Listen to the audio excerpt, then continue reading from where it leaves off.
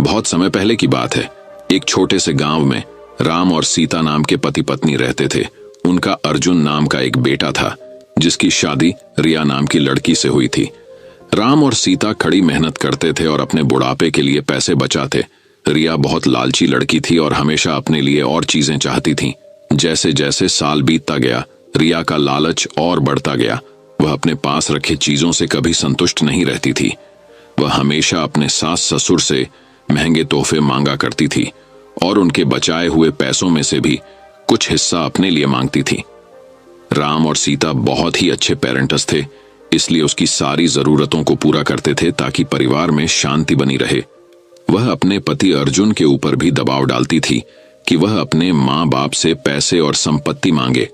वह बहुत ज्यादा संपत्ति इकट्ठा करना चाहती थी, बिना किसी मेहनत के। एक दिन राम और सीता ने यह फैसला लिया कि वह रिया को सबक सिखाएंगे। वह उसे बुलाते हैं और बोलते हैं कि बेटा, हमें तुमसे कुछ जरूरी बातें करनी है।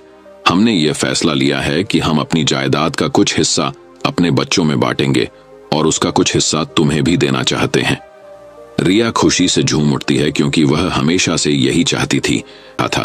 उन्होंने एक पत्थरों से भरा हुआ बैग उसे दे दिया और बोला, बेटी, यह तुम्हारे हिस्से की संपत्ति है।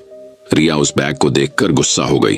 उसने उस पत्थर से भरे हुए बैग को जमीन पर फेंका और जोर से चिल्लाते हुए बोली कि मेरी मजाक उड़ाने की तुम्हारी हिम्मत कैसे हुई? मुझे पैसे चाहिए, ये पत्थर नहीं। राम और सीता ने शांत तरीके से उसे समझाया और बोले, रिया, सच्ची संपत्ति सिर्फ पैसे और चीजों के बारे में नहीं है। यह प्यार, दया और जो कुछ भी तुम्हारे पास है उसके लिए आभारी होने के बारे में है। हमने हमेशा तुमसे प्यार किया है और तुम्हारी देखभाल की है और यह पैसों से भी अधिक कीमती है। रिया को एहसास हुआ कि वह लालच में कितनी अंधी हो गई थी। उसको अपने किए गए बर्ताव के लिए पछतावा होने लगता है। उसने अपने सास और ससुर से माफी मांगी और अपने तरीके बदलने का वादा किया। उस दिन के बाद से उसमें बदलाव आया और वह एक अच्छी बहू बन गई। रिया के बदलाव की बात पूरे गांव में फैल गई और सभी ने एक बेहतर इंसान बनने के लिए उसकी प्रशंसा की। रिया अपने परिवार का ख्याल रखते हुए और उनके बीच मिले प्यार के लिए आभारी होकर हमेशा खुश रहने लगी। सच्चा धन प्यार, दया और जो हमारे पास है उसके लिए आभारी होने से आता है, न कि हमेशा और अधिक चीजों की चाह रखने से। अब दूसरी कहानी बहुत समय पहले की बात है। एक छोटे से गांव में अनाया नाम की एक महिला रहती थी। वह एक दयालु और अच्छी इंसान थी जो हमेशा अपने और अपने परिवार के लिए अच्छी चीजें चाहती थी। अनाया के पास एक प्यारा पति और एक खूबसूरत बेटी थी, लेकिन उसकी सास शांता उसके प्रति बहुत अच्छी नहीं थी। शांता अक्सर घटिया बातें कहती थी और अनाया को दुखी करती थी। एक दिन जब अनाया बाजार में घूम रही थी तो उसे एक विशेष दुकान मिली। दुकानदार एक बूढ़ा और बुद्धिमान व्यक्ति था। अनाया ने उससे कहा कि वह खुश रहना चाहती है और चाहती है कि उसके साथ अच्छी चीजें हों, भले ही उसकी सास निर्दयी थी। दुकानदार मुस्कुराया और उसे एक अनोखी साड़ी दिखाई। उन्होंने कहा कि यह जादुई साड़ी है और यह उसके जीवन में सौभाग्य और खुशियां लाएगा। अनाया ने जादुई साड़ी खरीदने का फैसला किया और तुरंत उसे पहन लिया। जब अनाया ने जादुई साड़ी पहनना शुरू किया तो चमत्कार हो गया। उसकी सास अनाया के साथ बुरा बर्ताव करने की बजाय उसके साथ प्यार और सम्मान से पेश आने लगी। अनाया बहुत खुश थी क्योंकि उसकी सास उसकी सबसे बड़ी समर्थक और सबसे अच्छी दोस्त बन गई थी। गांव के लोग इस बदलाव को देखकर आश्चर्यचकित रह गए। जादुई साड़ी की वजह से अनाया के परिवार में खुशियां आने लगी। गांव बहुत अच्छी जगह बन गया और अनाया का पति सफल हो गया। उनका घर हमेशा प्यार से भरा रहता था और सभी का आपस में मेलजोल रहता था। अनाया की बेटी एक प्यारे और देखभाल करने वाले घर में बड़ी हुई और वह बहुत खुश थी। जादुई साड़ी की कहानी दूर दूर तक फैल गई और लोगों को दया और क्षमा का महत्व सिखाया। अनाया बहादुरी का प्रतीक बन गई और उसने सभी को दिखाया कि दयालु होने से बड़ा बदलाव आ सकता है, चाहे चीजें कितनी भी कठिन क्यों न लगे। और इस तरह जादुई साड़ी के साथ मिलने वाली अच्छी चीजों का आनंद लेते हुए गांव हमेशा खुशहाल रहने लगा।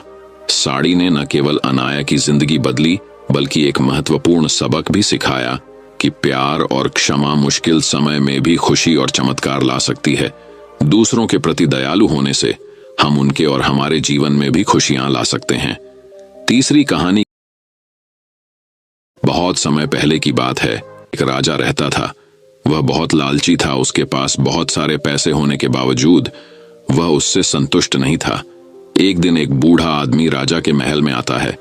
वह राजा को एक अनोखा हीरा दिखाता है और कहता है कि इस हीरे से तुम जो कुछ भी मांगोगे वह तुम्हें मिल जाएगा। लेकिन उसने राजा को चेतावनी दी कि हर इच्छा की एक कीमत होगी।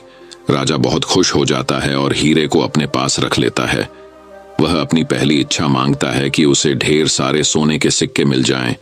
अचानक से उसका कमरा सोने के सिक्कों से भर जाता है, लेकिन राजा इतने में भी संतुष्ट नहीं होता है। उसे और सोना चाहिए होता है। वह और इच्छा मांगता है कि उसे गहने, जमीन और खजाने चाहिए। उसे वह सब भी मिल जाता है। जैसे जैसे राजा का लालच बढ़ता जा रहा था, वैसे वैसे उसके राज्य के लोगों को भुगतना पड़ रहा था। वह सब गरीब हो गए। उनकी जमीन बंजर हो गई, क्योंकि हीरे से मांगी गई इच्छाओं की कीमत उसके राज्य के लोगों को चुकानी पड़ रहा थी। लोग गिड़गिड़ाते रहे राजा के सामने कि वह रुक जाए, लेकिन राजा ने उनकी एक न सुनी। एक रात जब राजा सो रहा था, तब उनके पिताजी सपने में आते हैं और बोलते हैं कि यह लालच उन सब चीजों को बर्बाद कर देगा जिनसे तुम प्यार करते हो। राजा की नींद खुलती है और उसे अपनी गलती का एहसास होता है।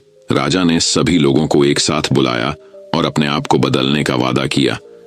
उसने अपने धन का उपयोग लोगों की मदद करने और राज्य को बेहतर बनाने के लिए किया। राज्य फिर से सुखी और समृद्ध हो गया। उस दिन से राजा ने सीखा कि लालची होने से केवल दुख मिलता है, लेकिन दयालु होने और दूसरों की मदद करने से सभी को खुशी मिलती है। लालच दुख और विनाश ला सकता है, जबकि दया और निस्वार्थता सुख और समृद्धि लाती है।